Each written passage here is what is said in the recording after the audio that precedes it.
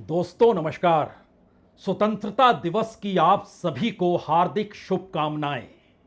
और आज तो खास तौर से अभिव्यक्ति की आजादी की भी शुभकामनाएं। अभिव्यक्ति की आजादी ये शब्द आज पूरे देश में गूंज रहा है, लेकिन कल्पना कीजिए यही वो शब्द है जो 15 अगस्त 1947 को ट्रस्ट विद डेस्टिनी में भी गूंज रहा था। भारत के प्रथम प्रधानमंत्री जवाहरलाल नेहरू जब नियति से किए गए वादे और संकल्प को कहते हैं तो वो इस बात का जिक्र करते हैं, when the soul of the nation long suppressed finds utterance, यानी राष्ट्र की आत्मा जो लंबे समय से दबी हुई थी अपनी अभिव्यक्ति को पाती है। यह संयोग है या फिर मौजूदा वक्त की एक ऐसी हकीकत जो बतला रही है कि जो संविधान लिखा गया, जिस संविधान के आसरे इस देश में सत्ता को ताकत मिली, उस दौर में क्या अभिव्यक्ति गायब हो गई और एक झटके में जब यह देश अभिव्यक्ति के साथ खड़ा हुआ तो इस राष्ट्र की आत्मा एक बार फिर जाग गई। 15 अगस्त 1947 ट्रस्ट विद डेस्टिनी, वहां से सफर करते करते अगर आप विकसित भारत के सपने में समा जाएं तो हो सकता है आज आपकी आंखों से आंसू टपक पड़े।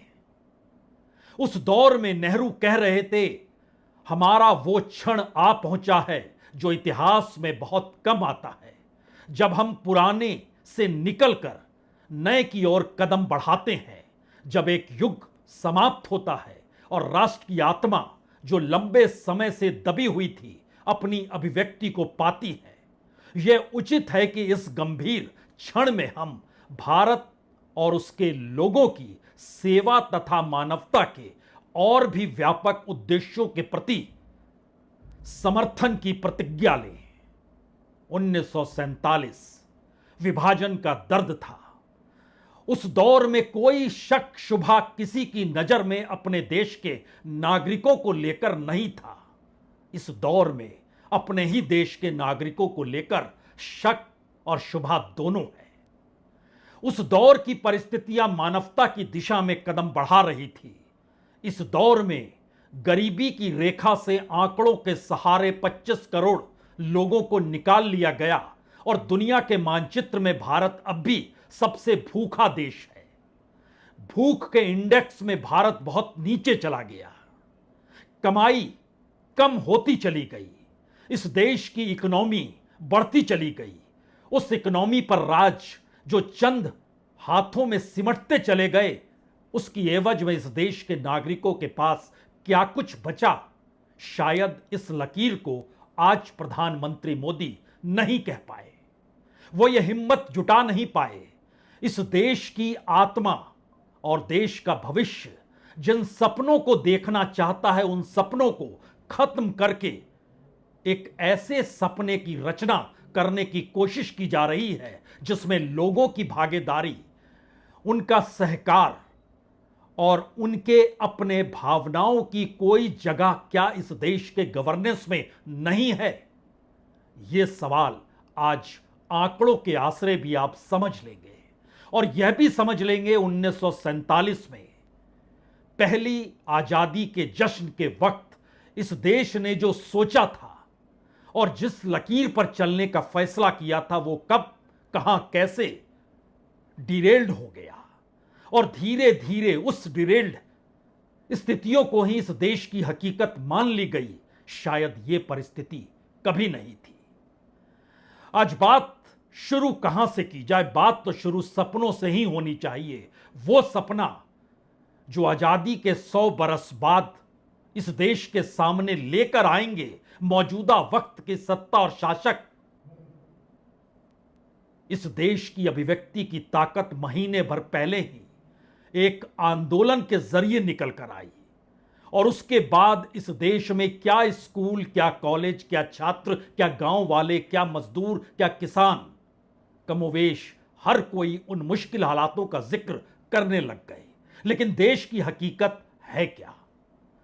देश की मौजूदा हकीकत पर आज उंगली रखिए उससे पहले प्रधानमंत्री को लाल किले के प्राचीर से उनके सपनों के साथ सफर तो शुरू कर दीजिए। आज भारत ने भी एक बहुत बड़ा सपना देखा है, दृढ़ संकल्प के साथ देखा है। नई ऊंचाइयों को छूने के लिए देखा है।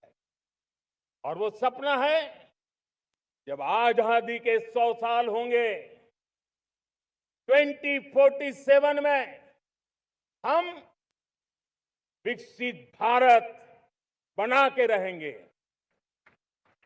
140 करोड़ देशवासियों के पुरुषार्थ से इस लक्ष्य को हमें हासिल करना है। इस सपने को पाने की उम्र अभी भी 21 बरस बाकी है। आज जिस बच्चे का जन्म होगा वह 2047 में जेनजी होगा। इस वक्त जो जेनजी और जेन अल्फा है, उसको जो अभिव्यक्ति अपने हक और अपने अधिकारों को लेकर सड़क पर आने की स्थितियों के तहत यह देश लगातार देख रहा है, लाल किले ने वहां पर आंखें मूंद ली। 2047 में क्या होगा, लेकिन 1947 में 15 अगस्त के दिन ट्रस्ट विद डेस्टिनी के आश्रय जब नेहरू कह रहे थे स्वतंत्रता केवल सत्ता परिवर्तन नहीं बल्कि भारत के करोड़ों लोगों की गरीबी, अज्ञानता, बीमारी और असमानता से मुक्त कराने की जिम्मेदारी है, तो फिर आप कहां पर खड़े होइएगा। 2047 की विकसित सड़क पर एक क्षण के लिए खड़े हो जाइए और सोचना शुरू कीजिए। प्रधानमंत्री मोदी आज जिन बातों का जिक्र लाल किले के प्राचीर से कर रहे थे, उसमें इस देश के 25 करोड़ लोग गरीबी से बाहर आ गए।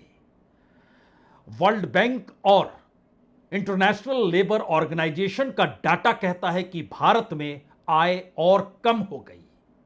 हर क्षेत्र में प्रगति हो चुकी है। प्रधानमंत्री मोदी ने कहा, टॉयलेट हो, घर हो, जल से नल हो, पुराने कानूनों का खत्म होना हो, मेट्रो चलने लगे हो, पब्लिक ट्रांसपोर्ट शानदार हो, डिफेंस का प्रोडक्शन बढ़ चुका हो, कम्युनिकेशन में आगे बढ़ चुके हो, डिजिटली हम चीजों को अब सॉल्व करने लगे हो, सारी बातों का जिक्र था।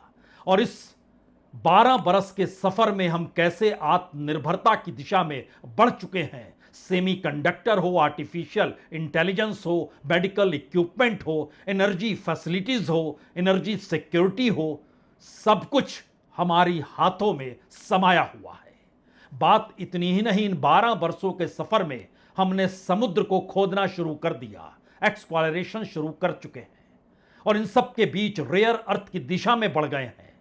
2014 से पहले सिर्फ 70 शहरों में गैस की पाइपलाइन थी, अब 700 शहरों में है। 20 से 22 लाख घरों तक जो पाइप पहुंचा करती थी, अब 1 करोड़ 75 लाख घरों तक पहुंचने लगी। सोलर एनर्जी 2 गीगावाट से बढ़कर 160 गीगावाट तक हो गई। यानी एक ऐसी लकीर इस देश के भीतर जहां पर रेलवे भी इलेक्ट्रिक चलने लग गई।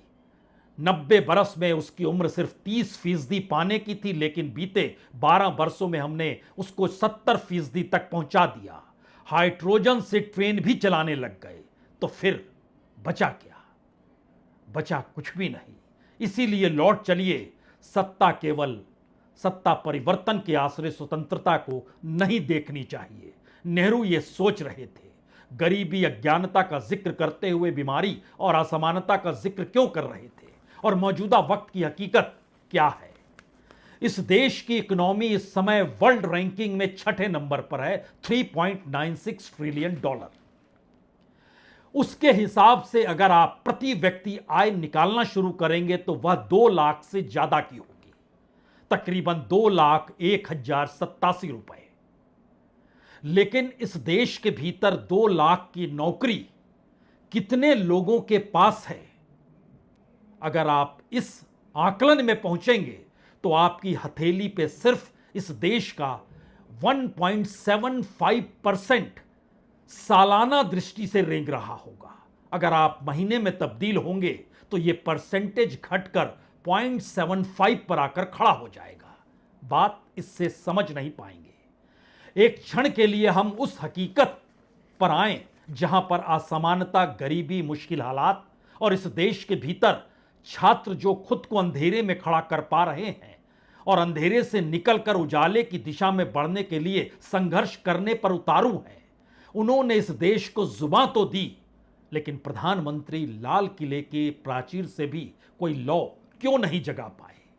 युवाओं के सपने और प्रधानमंत्री का लक्ष्य दोनों दो दिशा में क्यों जा रहा है?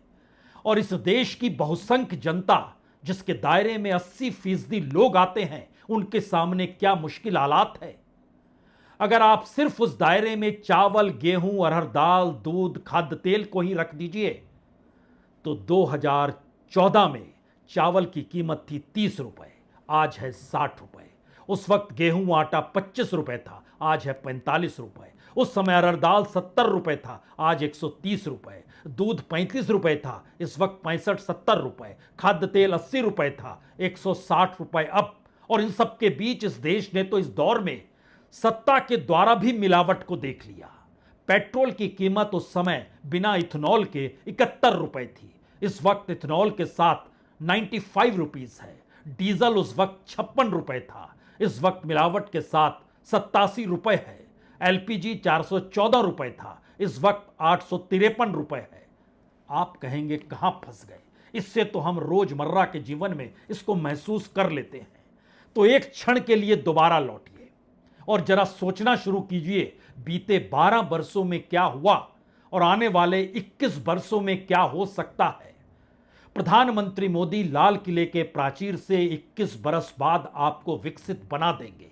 और बीते 12 बरस का सच क्या है?